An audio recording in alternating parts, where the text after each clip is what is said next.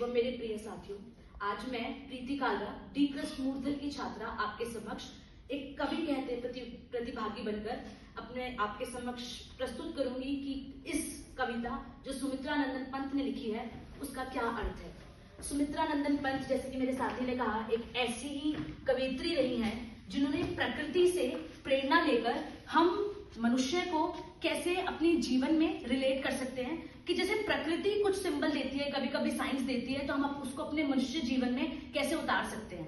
तो पंक्तियां कुछ इस प्रकार हैं। हिमाद्री तृण श्रृंग से प्रबुद्ध शुद्ध भारती, स्वयं प्रभा समुज्ज्वला स्वतंत्रता पुकारती। तो शुरुआत करते हैं। हिमालय नामक इस कविता, पहली बात कि वो प्रकृति से बड़ा रिलेट कर सकती थी, इसलिए उन्होंने प्रकृति का सौंदर्य लेकर हमें मनुष्यों को समझाया है। तो हिमालय की ही वो बातें करते करते इस पंक्ति पर आती हैं जहां वो कहती है, हिमाद्री तृण श्रृंग से प्रबुद्ध शुद्ध भारती। हिमाद्री नदी जो तुंग, आप सभी ने सुना होगा तुंगनाथ, एक बहुत ही प्रसिद्ध, जहाँ पे शिव जी ने अपनी तपस्या भी की थी। तुंगनाथ, श्रृंगनाथ ऐसे पर्वत हैं जहां से ये नदी गुजरती है। वहां पे शिव जी ने तपस्या करी, बहुत अच्छा फेमस मंदिर है। तो ऐसी नदी जो हिमाद्री है, वो वहां से जो गुजरती है वो प्रबुद्ध है, अपने आप में बड़ी प्रभावशाली है, शुद्ध है, बहुत ही प्योर है। भारती, भारत के हिमालय से गुजरती है। फिर वो कहती है अगली पंक्ति में, स्वयं प्रभा समुज्ज्वला स्वतंत्रता पुकारती। हिमालय से निकलने वाली हिमाद्री जो तुंग यानी तुंगनाथ से गुजरती है और श्रृंग से गुजरती है, वह बहुत ही प्रसिद्ध है, प्रभावशाली है, शुद्ध है और भारत से गुजरती है।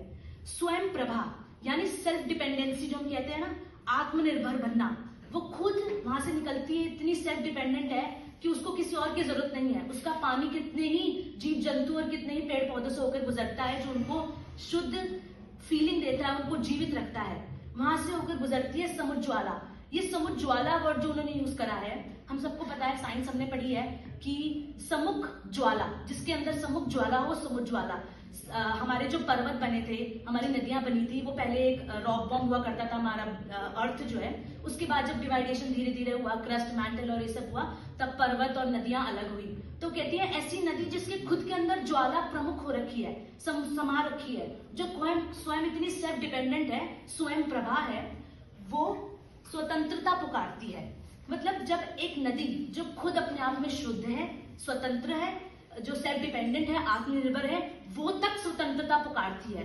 तो हम मनुष्य जो एक किसी के भी बंधन में नहीं जीना चाहते, किसी के केज में नहीं रहना चाहते, वो क्यों नहीं स्वतंत्रता का आंदोलन करेंगे कि हमें स्वतंत्रता तो चाहिए ही। हम सबको पता है कि किसी भी चिड़िया को अगर आप केज में बंद कर दो और एक उसे खुले आसमान दे दो, तो स्वतंत्रता वाली चिड़िया जो है बहुत कुछ खुश कर लेगी, खुद को अच्छा रख लेगी और समाज को अच्छा कर पाएगी। वैसे ही मनुष्य को freedom is more important then wealth, कहते हैं ना कि स्वतंत्रता इवन पैसों से ज्यादा बड़ी होती है। It was a debate topic in one of my competition.